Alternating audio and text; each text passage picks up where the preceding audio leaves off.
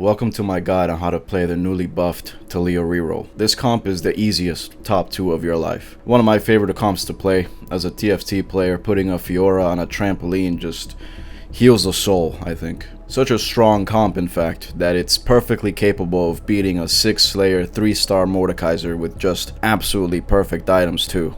I mean, didn't even break a sweat. So first off, before we actually get into the game, for everyone new to the channel, something that's important for you all to know is I have a particular fetish for griefing. And so I've gone out of my way to test Taliyah Reroll without double trouble. So you can imagine the pure ecstasy I was experiencing as I just ran it down for 4 straight hours. It was immaculate, and that is really the big caveat with this comp as it was in 9.0. It's very conditional. I've seen some people make it work with Trickster's Glass as well, and now you might be contested every game because the hive mind decided to all spam TF multicaster reroll at the same time. So though it is getting nerfed today, so hallelujah. With that said, assuming the universe deems you worthy of getting a double trouble at 2-1, you're set to go. Let's break this game down, yeah? Starting off with the opener. Now right here you see I have a 2-star Irelia, a 2-star Kale, and I have a Taliyah 2 in shop. Now obviously I didn't know I was about to get a double trouble, and if I make a Taliyah 2 without double trouble or items, then the therapy is not working. And I bring this up because for the rest of stage 2 I would not see a single other Taliyah in my shop, despite being completely uncontested, mind you. So I'm working against especially powerful supernatural forces here, and they forced me to play 3 Ionia opener in this climate. That's kind of like playing Piltover, but the cash out is minus 57 LP. At the end of stage 2, I had 70 health. And I say all this to say that this was actually a pretty low roll spot. I did get to 5 streak, but I mean, I took an ass beating for it.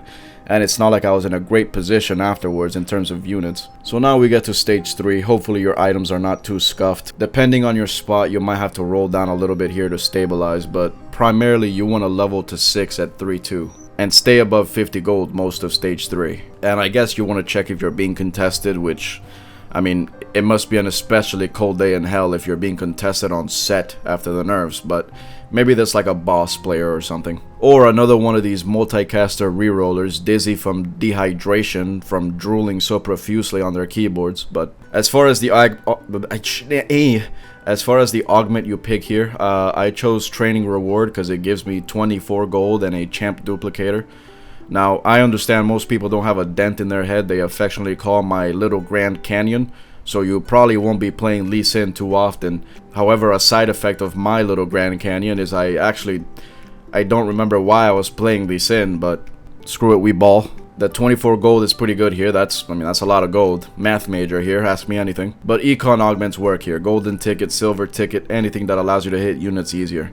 Otherwise, most generic combat augments are pretty decent with this comp. But like I said, I'm getting my turkey stuff this game, so I can't lose any more rounds. Luckily, I just got a small loan of $1 million and have close to perfect items with some shred as well, so if I lose any more rounds during this stage, I have some feedback for the developers. I hit Taliyah pretty easily, and I stay at 6 and roll for Nautilus and set. But if you don't hit a lot of sets or Nautiluses, Nautili? Yeah, I think that's it. If you don't hit a lot of Nautili while you roll in stage 3, then feel free to tempo with stage 3 Taliyah and just go hard 8 or 9 and play 4 Jugged until you get a Scion and Cassante. Sorry, tempo is a fancy word that TFT streamers use to make TFT sound more difficult than it is.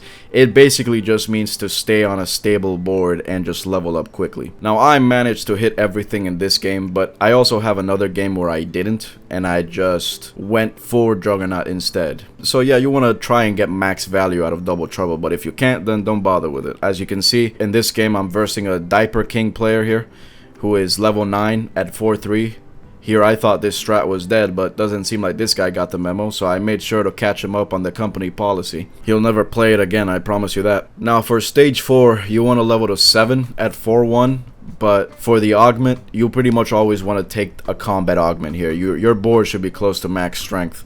Your items should be pretty good as well. Even without 3-star frontline, you're going to notice I'm still golden showering this entire lobby. This comp is so strong, not even because of Taliyah, but just because of the sheer amount of CC that's present here. You see the spawn of Satan Fiora is getting put through a washing machine in this fight. Trust me, brother, it's going to be like that for the entire game, my man. With that, you should be very stable through stage 4, and you should be hitting both Set and Nautilus 3, at which point you just go level 9. Now, stage 5, there's a couple of challenges here. There's a guy playing rogues, which is the main comp in the game Taliyah is bad against because you can't just one-shot these things. However, this guy's dent is bigger than mine, it seems, because his items are absolute garbage. And then there's the people smarter than a 5th grader who build QSS, or they have the wherewithal to play GP for CC immunity.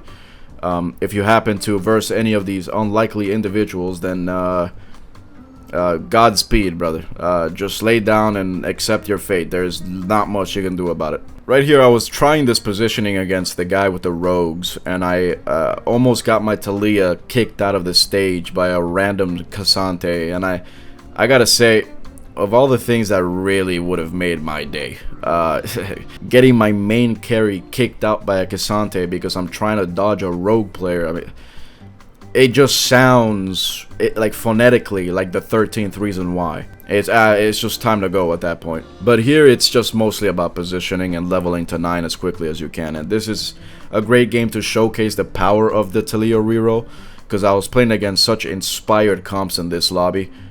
Just absolutely S tier. The Asterix gauge on my set, I think, was really the main difference in the fights, I think. So I just get to level 8 by the end of stage 5, and then once I have enough, I level 9 and secure the win, baby. Easy peasy.